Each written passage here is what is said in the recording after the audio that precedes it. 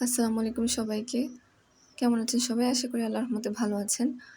তো আমার এই চ্যানেলটা মূলত মেডিকেল লাইফস্টাইল নিয়ে।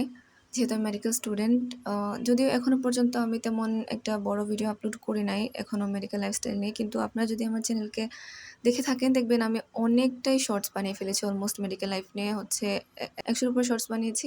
তো ওগুলাতে আমি চেষ্টা করেছি যে মেডিকেল লাইফটাকে মানে তুলে ধরার। আমি হচ্ছে ছোট, ছোট মিমস বানিয়ে, ছোট, ছোট শর্টস বানিয়ে, তারপর আমার ইনস্টাগ্রামেও আমি হচ্ছে ছোট, ছোট রিলস বানিয়ে সেটাকে প্রকাশ করার চেষ্টা করেছি। তো আসলে মেডিকেলের এত প্রেশারের মধ্যে আসলে বড়, বড় ভিডিওগুলো বানানোর আসলে তেমন একটা সময় বা সুযোগ থাকে না। তারপরে আমি চেষ্টা করেছি বা চেষ্টা করব ফিউচারে আপলোড করার।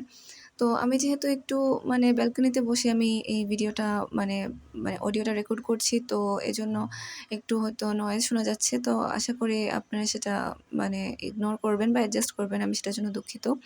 তো আজকে আমার মেইন যে উদ্দেশ্যটা হচ্ছে সেটা হচ্ছে আমি ভিডিওর মাধ্যমে তুলে ধরবো যে বাংলাদেশে হচ্ছে অ্যাডমিশন টেস্টটা কিভাবে হয় বা কী রিকোয়ারমেন্টস আছে বা আপনি কিভাবে হচ্ছে প্রস্তুতি নিলে আপনি হচ্ছে মেডিকেলে চান্স পেতে পারেন যদি আপনার হচ্ছে সেটা আপনার ডক্টর হওয়ার যদি ইচ্ছা থাকে তাহলে।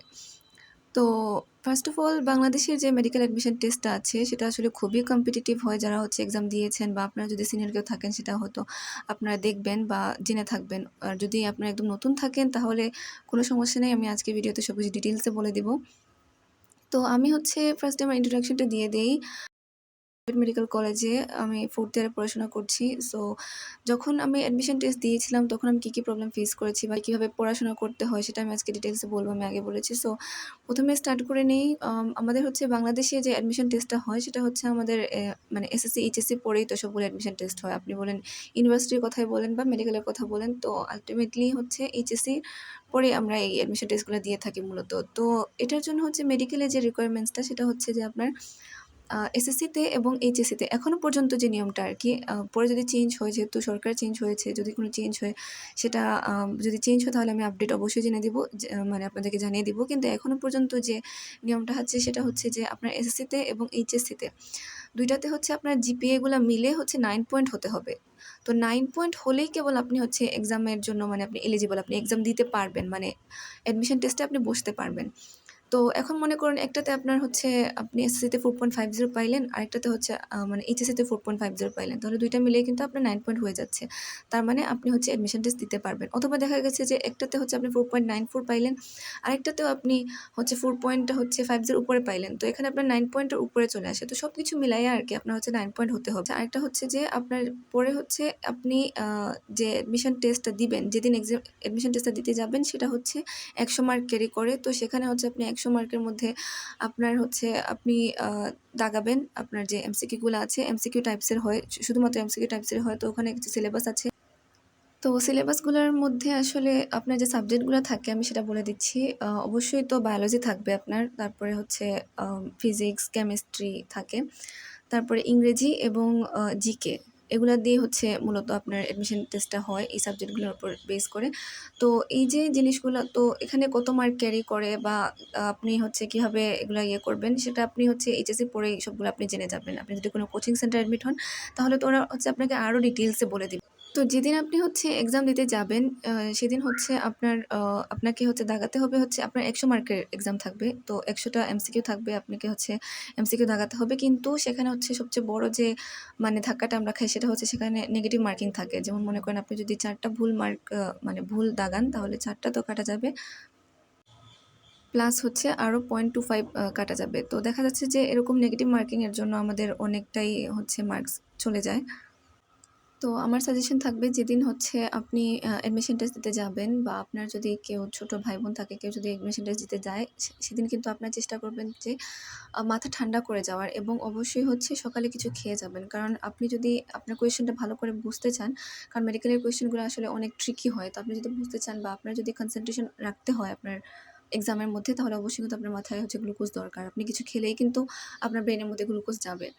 তো অবশ্যই স্ট্রেস নিবেন না। আমাদের অবশ্যই স্ট্রেস থাকে কারণ ওই ১ ঘন্টার ভেতরে কিন্তু আমাদের কারণ একটা এক্সামের টাইম কিন্তু ১ ঘন্টা থাকে। তো ১ ঘন্টার মধ্যে আপনাকে ১০০ টা হচ্ছে এমসিকিউ আপনাকে দাগাতে হবে এবং মানে ৬০ মিনিটের ভেতরে হচ্ছে ১০০ টা। তার মধ্যে হচ্ছে আমাদের আরো অনেক ধরনের মানে টেনশন থাকে যে যদি নেগেটিভ মার্কিং চলে আসে বা চান্স হবে কিনা বা এটার উপরে তো আমাদের পুরাটা লাইফ বলতে গেলে অনেকেরই ডিপেন্ড করে ফেলে যারা হচ্ছে অনেক বেশি প্যাশনেট হচ্ছে অ্যাডমিশন টেস্টের জন্য বা ডক্টর হওয়ার জন্য।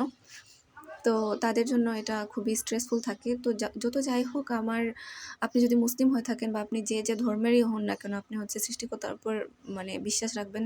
মুসলিম হলে আল্লাহ তাআলার উপর বিশ্বাস রাখবেন যে যাই হবে আপনি তাকদীরকে তো বদলাতে পারবেন না। কিন্তু আপনাকে অবশ্যই হার্ড ওয়ার্ক করতে হবে।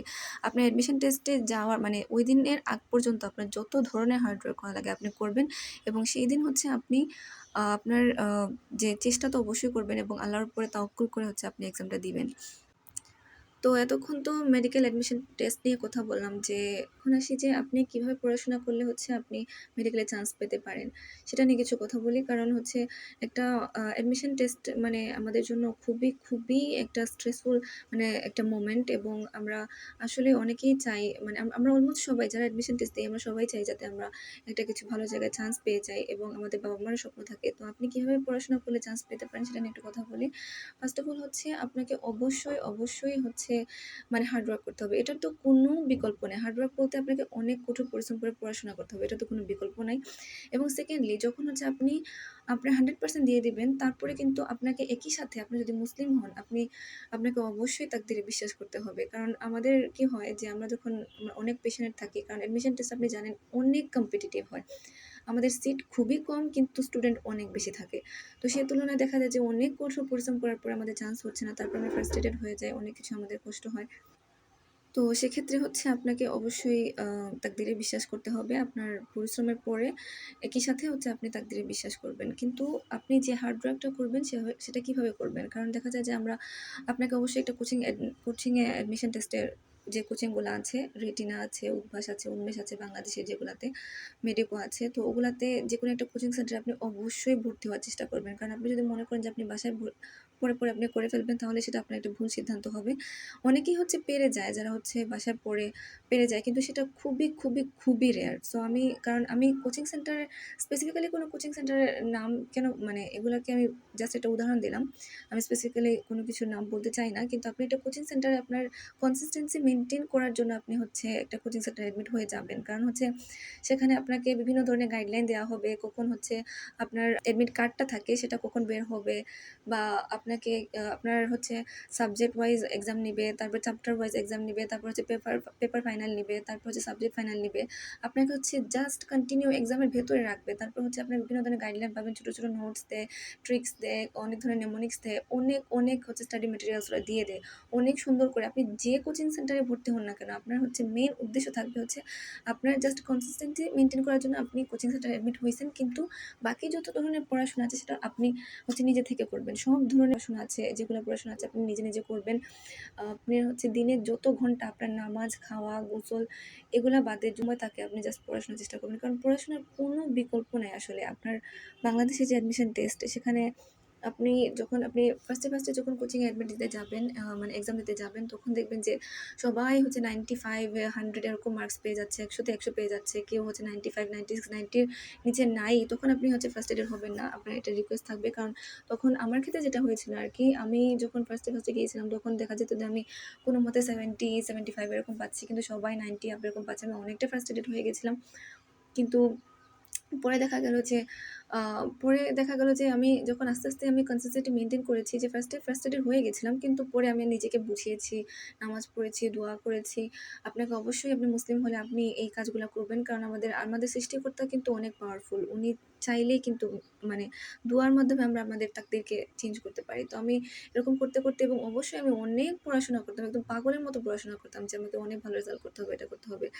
তো আল্টিমেটলি আলহামদুলিল্লাহ এরকম আপনি কনসিস্টেন্সি মেইনটেইন করবেন এবং অবশ্যই অবশ্যই যখন আপনি পড়াশোনা করবেন, আপনার পড়াশোনাতে মোটিভেশন আসবে না, তখন হচ্ছে আপনি আপনার বাবা-মার কথা চিন্তা করবেন যে ওনারা কত কষ্ট করে আপনাকে কোচিংয়ে ভর্তি করেছেন বা এতদিন পর্যন্ত আপনাকে পড়াশোনা করিয়েছেন। তো ওনাদের মুখে যদি হাসি ফোটানোর জন্য হলেও আপনি হচ্ছে মোটিভেটেড থেকে পড়াশোনাটা করবেন এবং আল্লাহর উপর তাওয়াক্কুল রেখে তারপরে অ্যাডমিশন টেস্টে হচ্ছে অ্যাডমিশন দিতে যাবেন। এবং যারা হচ্ছে মেডিকেল ক্যান্ডিডেট আছেন তাদের সবাইকে মানে আমার অসংখ্য শুভকামনা। এবং আপনাদের যদি আরও ডিটেইলস কিছু জানতে চান তাহলে অবশ্যই কমেন্ট সেকশনে জানাবেন। আর আমার ভিডিওগুলো যদি ভালো লাগে তাহলে অবশ্যই আমার চ্যানেলটাকে একটা সাবস্ক্রাইব করে দিবেন, কারণ অনেক কষ্ট করে ভিডিওগুলো বানাতে হয় আসলে। এবং আমি অবশ্যই চেষ্টা করব ফিউচারে আরও অনেক বেশি ভিডিও আপলোড করার। তো আল্লাহ হাফেজ।